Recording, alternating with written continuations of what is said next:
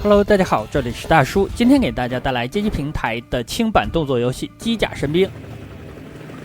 本作是 SNK 1991年出品的，年代比较早了。操作键一共是3个，分别是攻击键、跳跃键，还有一个释放能量键。释放的能量呢，就在咱们的血条下方，一共有6个。游戏当中呢，可以捡到补充，像这种球体就是。那不同的颜色呢，代表你释放的能量是不一样的。后面都会有展示。游戏最实用的技能就是 AB 呢是向后踢，发生的速度比较快，而且输出也不低。这招的地位啊，相当于街机平台的双截龙初代的后肘，就是你几乎可以用这一招来通关。第一个小 boss 机械猎犬，咱们好多的道具可以利用，很快就打倒了。这款游戏虽然咱们有5根血啊，但是这5根血呢，只能挨敌人3下就没了。角色是非常脆的，这也是游戏的难点所在。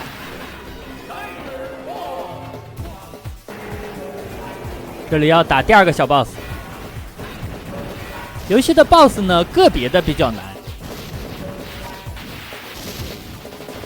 我挨了一发导弹啊！整体的流程上，如果你的向后踢这招用的比较熟练的话，那基本上呢只有1到2个难点吧。这里捡到了一个变身道具，变成了汽车呀。你说你一个机器人开车有什么用啊？好，第1关的 BOSS， 一只机械的大猩猩，咱们站一个无敌位打它呀。2个形态投掉了之后呢，还能打，但这个无敌位啊还有效。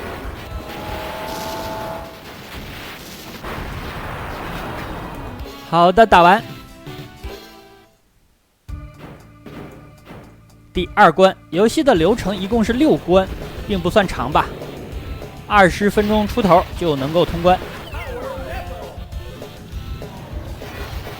这款游戏的剧情呢，是在20某某年，基德博士开发了军用的机器人，这些机器人呢，打击邪恶的犯罪组织，并且非常的有成效。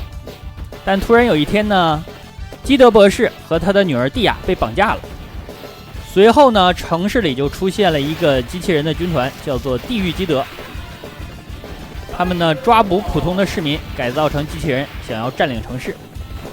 这样主人公马克西马，还有2P的角色洛基，就来阻止他们。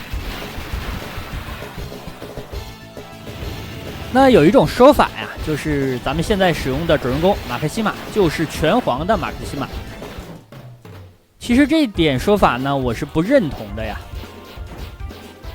因为在游戏结束之后呢，剧情上不管是1P还是2P， 又被基德的女儿改造成了普通人，并且呢 2P 洛基是在拳皇里边有登场的。他在拳皇2000里边呢，是作为马克西马的李元护的角色出场，在其他的拳皇作品里呢，偶尔也作为彩蛋出现。所以说，你可以认为拳皇的马克西马呢，他的名字和人设是借鉴了本作，但绝不是同一个人啊。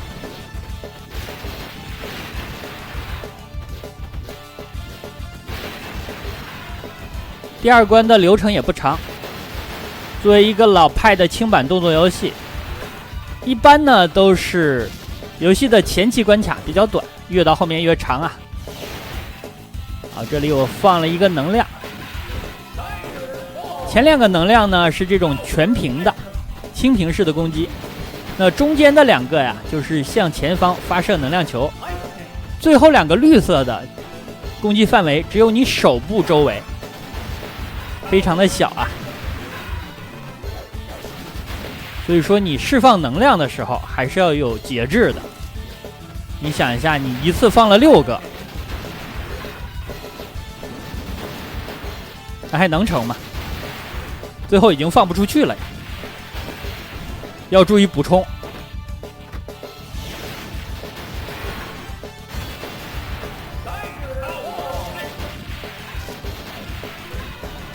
机器人的手臂其实攻击力非常高，但非常可惜它是有耐久的。我怎么总掉血呀？我就希望满血过一关，这么难吗？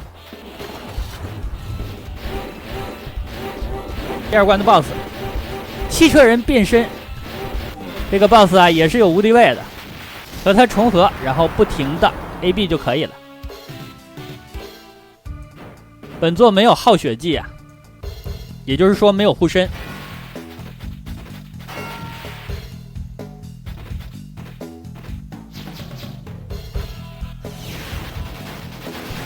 另外呢，我给大家介绍一下本作2位主人公的人设。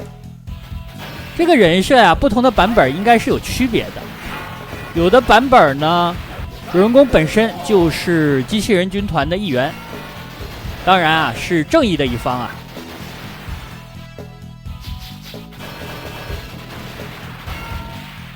那在另外的版本当中，2位主人公啊是被邪恶的博士基德抓住了，改造成了机器人，但是呢，他们2个逃脱了。逃脱之后就反过来对付基德博士。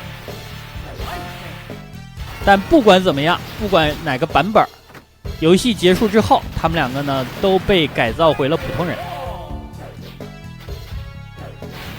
其实在开发拳皇99的时候呢，官方曾经动过一个念头啊，就是出现一个邪恶的组织，那么这个组织呢就是开发战斗机器人，但随后这个想法呀没有实现，开发预案呢也被撤销了。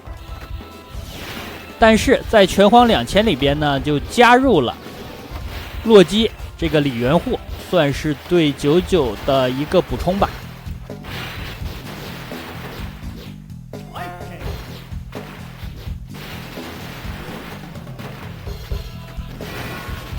好，刚刚我使用的能量球啊，就是第2种能量，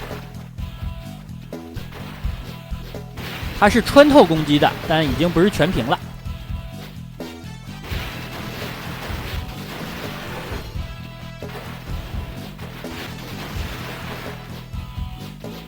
转眼啊，咱们已经到了第3关了。本关呢要小心一点打呀，就是把咱们的后踢贯彻到底就可以了。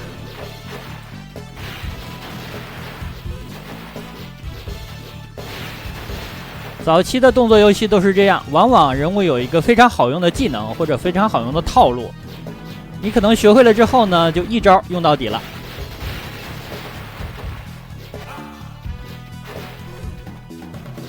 这里是 BOSS 战，这个 BOSS 呢，我感觉我堵不住他呀。好，他有一个动作，就是到这儿吃零件，吃完了之后呢，如果你不打他，他就吐出一些水鬼。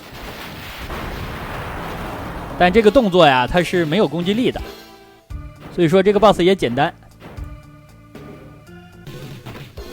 第4关了，第4关的场景是警局啊。咱们第1关呢是丛林，第2关是交通要道，第3关是市中心。这里啊来到了警局，好的，再次变身啊。可惜这个变身也是限时的呀，如果不限时呢，咱们可以把车开到很远。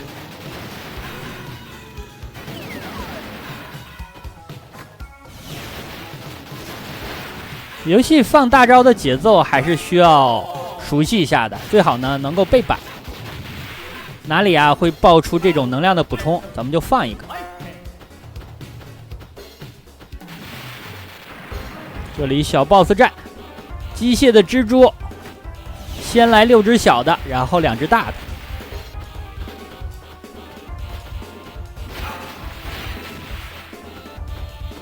我用桶砸这2个小的蜘蛛好了，没舍得用桶，然后呢就被打了。哎，这个桶还浪费了。这里的资源分配啊不太合理。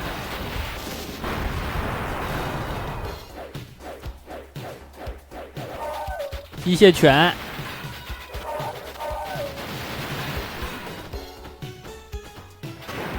咱们击打这根柱子呢，上方会有落石，这种落石啊是有攻击力的。我怎么又被狗给咬了呀？狗的话呢有2种啊，一种是橙色的，一种是绿色的，其中绿色的1拳就可以达到。我觉得它比较弱呀，所以说就没有太上心，结果还被咬了。摩托其实不用管啊，一会儿它就开走了。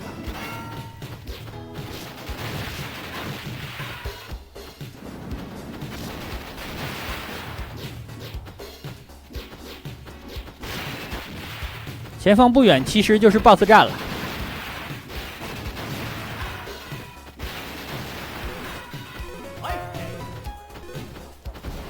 本关的 BOSS 啊是机械警长。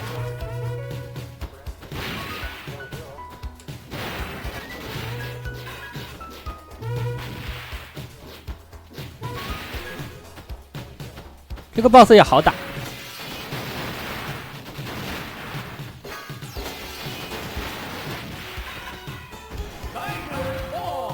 这里我为了捡这个能量啊被打了，能量飘得很高啊，跳起来才能捡到，而且本作的跳跃攻击不好用，人物落下的太快了，所以你的攻击持续时间很短。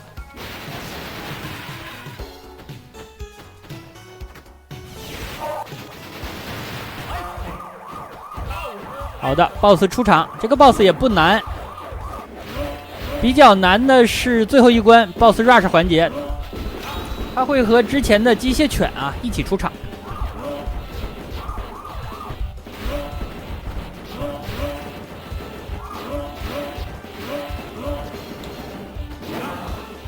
给了我一棍子啊！这个货不讲武德呀，竟然掏枪，而且还有警棍。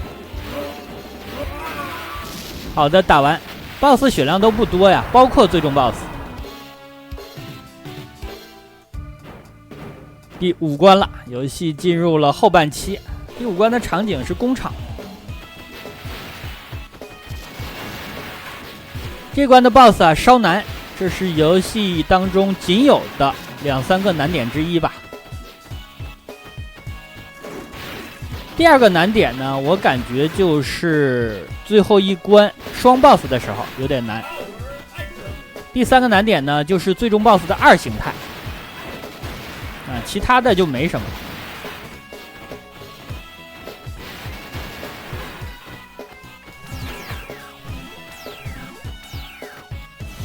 这里6个敌人，咱们放一下能量吧。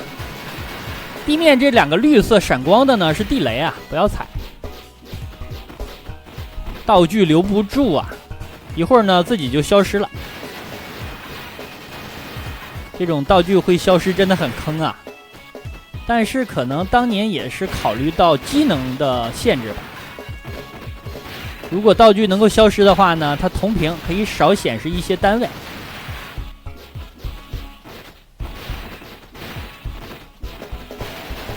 另外，游戏的难度也增加。来吧，我就会这一招啊，就是踢腿啊。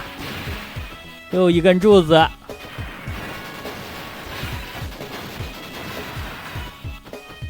这游戏的分数真少，我已经打到第5关了，才7万多分，通关的话可能10几万而已。又一个能量球啊，这个不错呀，2个补满。能量球的话还是前2个好用，后面的就很弱了。哎，这只我感觉我踢到它了呀。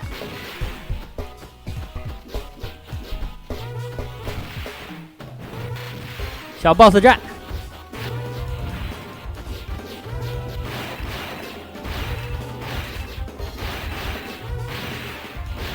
和主人公一样的机器人啊。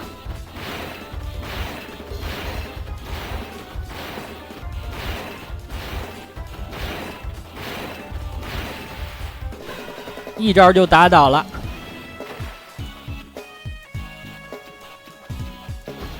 这种是水面的地雷。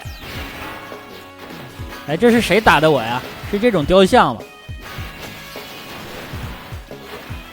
很多敌人啊，攻击可以跨歪轴，这就很讨厌。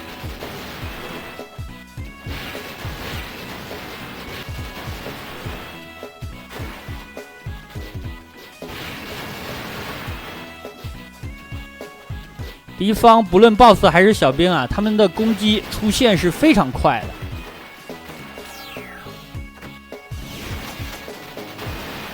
所以说，咱们如果使用后踢的话，不要考虑时机，最好能够提前一点，或者呢，咱们就一直用，让对面撞过来。虽然打得难看一点吧，但是安全啊。好，本关的 BOSS 战。这个 BOSS 两个难点啊，首先是他发射的导弹，你需要走位来躲。第二点呢，就是他的本体你不能碰啊，碰的话掉血。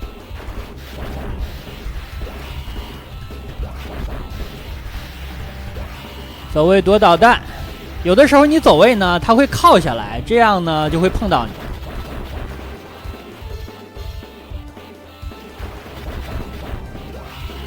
冒烟了，这个 BOSS。不能用后踢来打呀，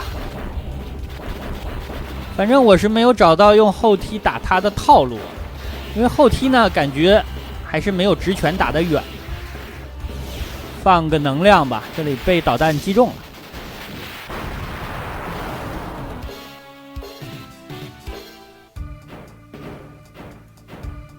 最后一关，基德塔。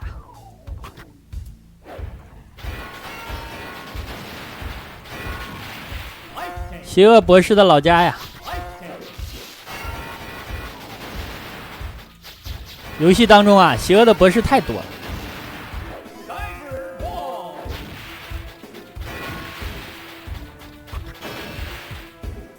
抓着这种铁索的时候要注意，不要轻易的跳出去。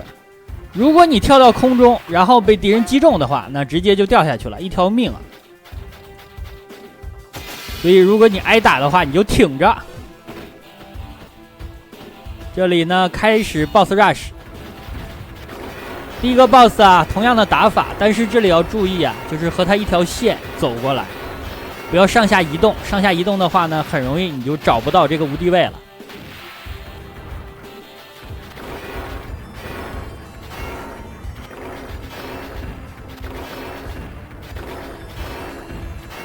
这里咱们是3场 BOSS 战啊，打完之后呢才是最终 BOSS。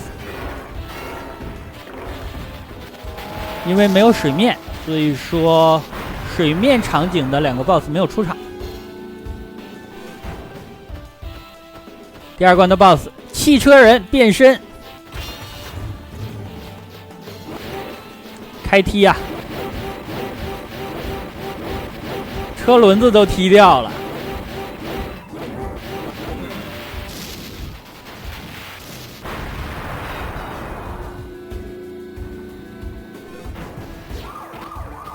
这里我感觉就是这款游戏的第2个难点。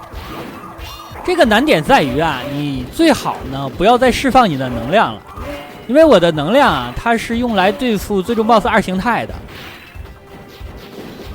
所以说这里涉及到一个资源分配的问题。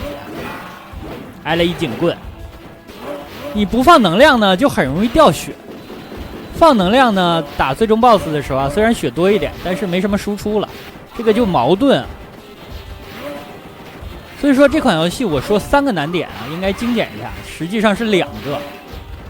你把资源向其中一个倾斜，也就不难了。相对来讲，还是这里简单一点。所以这里呢，我就没使用我的资源，但是掉血了呀，好像是挨了一警棍。反正我玩这款游戏在这里从来没有无伤过。要么就是被锤了一棍子，要不就是被狗咬了。好的，找到了基德博士，这个货把自己改造的只剩一个大脑了呀。后面床上躺着的呢，应该就是蒂亚，咱们要把蒂亚救出来啊。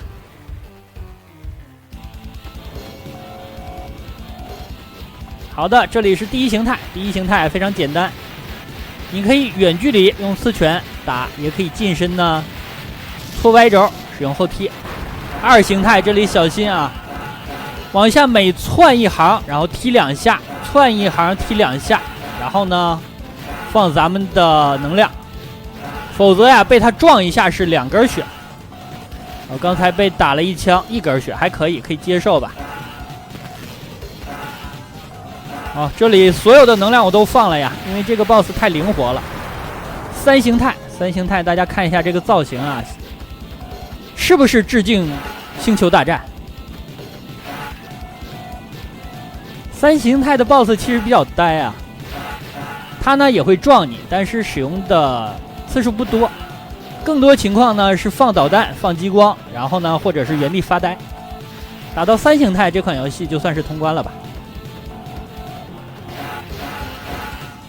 正面的踢啊，因为我能量没有了，所以说能量键的话就变成了正踢。